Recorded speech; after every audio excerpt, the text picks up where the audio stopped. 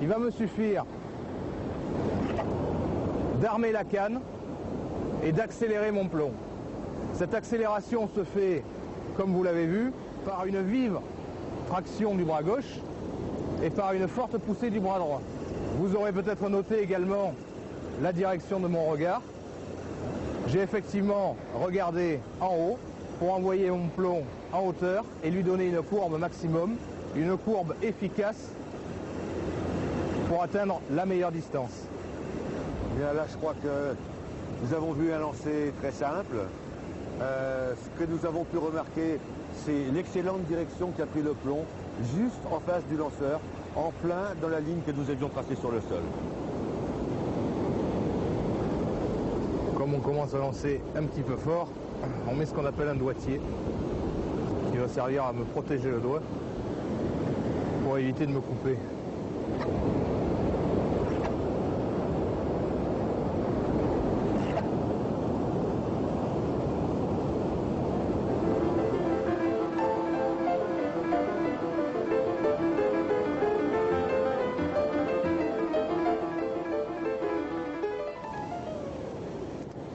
Le lancer qu'on vient de voir sur les images est le lancer basique, le lancer le plus classique qu'il puisse y avoir.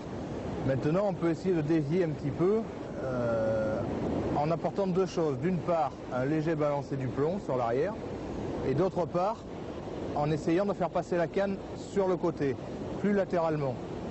Ceci va permettre d'augmenter la durée, en fait la durée qui est très courte, mais d'augmenter la durée de travail de la canne. Voilà. Ce qui va nous permettre d'aller chercher encore plus de puissance que par-dessus. Décaler la canne sur le côté pour obtenir un gain de puissance supplémentaire lors du lancer.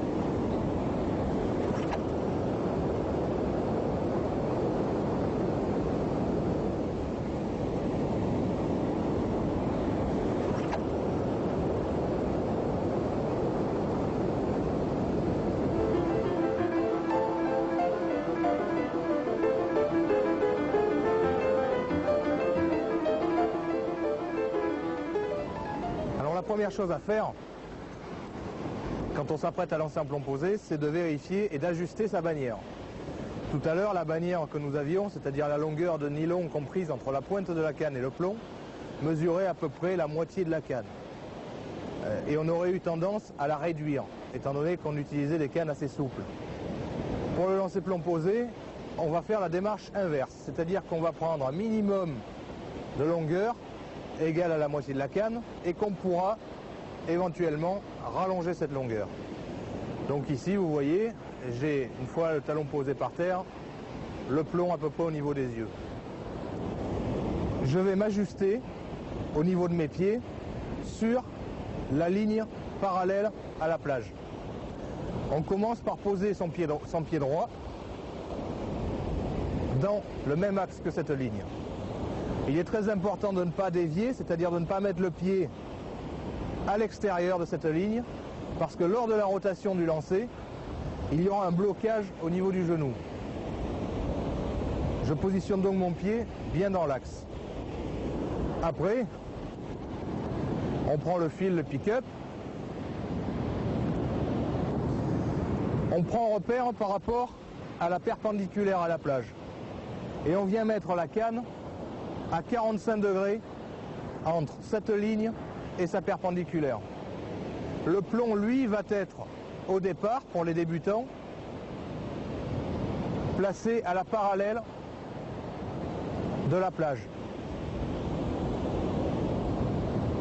Ce qui est important au départ du lancer, ici j'ai positionné mon plomb, c'est d'avoir le sillon le plus près du sol, à ras du sol, et le talon qui va pointer vers le ciel.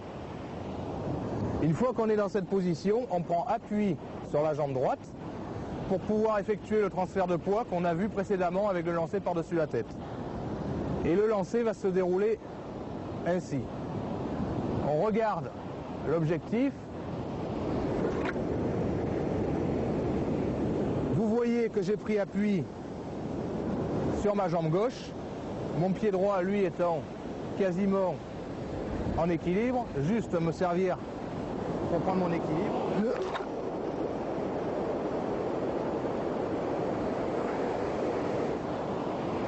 il est très important de regarder en haut. Pourquoi? Parce que la hauteur de votre regard va conditionner le placement des épaules. Si vous regardez trop bas dans votre lancer, vous aurez toujours tendance à ramener les épaules sur le même plan que votre regard et votre plomb va automatiquement monter moins haut et tomber plus vite. Donc, ira moins loin.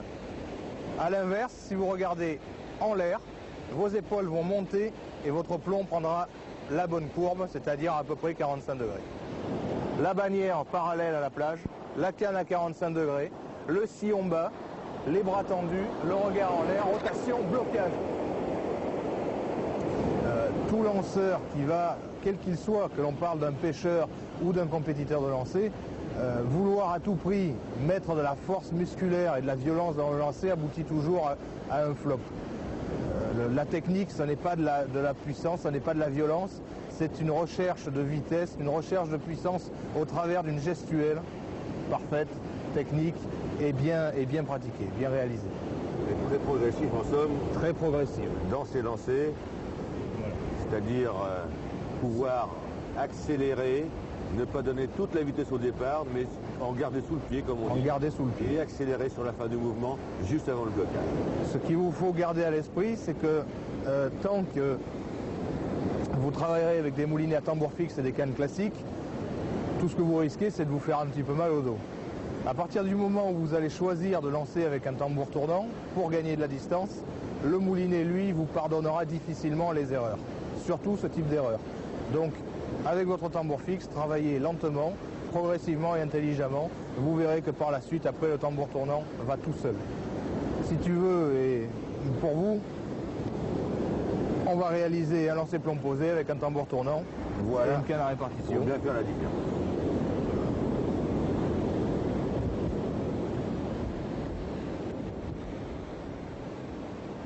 On tient la bobine, petite précision, avec le pouce. Et vous voyez que comme j'ai mis un doigtier tout à l'heure pour le tambour fixe, je m'en suis également mis un sur le pouce en caoutchouc. C'est un morceau de chambre à air de vélo qui va servir à agripper le nylon et à mieux tenir la bobine. Donc la main prend position, on débraye le moulinet, la bannière est en place, on n'a plus qu'à lancer.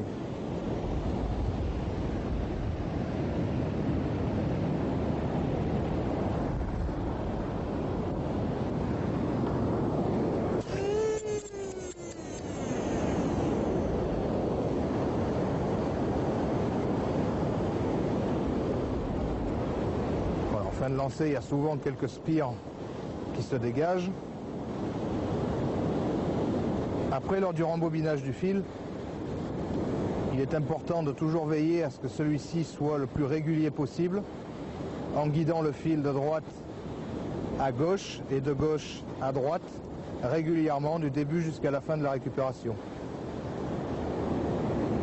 Ce qu'il faut éviter à tout prix, c'est de faire croiser le fil, comme je vais vous montrer à l'instant, de cette manière.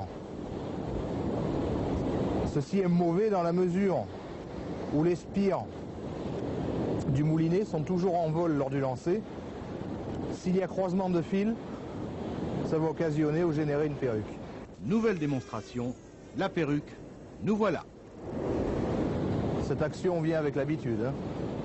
À force de manipuler, on finit par rembobiner sans regarder sa bobine.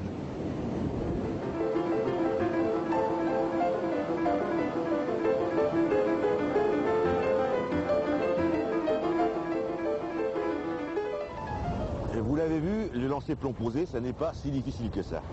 Mais il faut bien vous entraîner à cette technique avant de passer au lancer le plus performant qui existe, c'est-à-dire le lancer pendulaire. Dis-nous, Denis, qu'est-ce que c'est un lancer pendulaire ?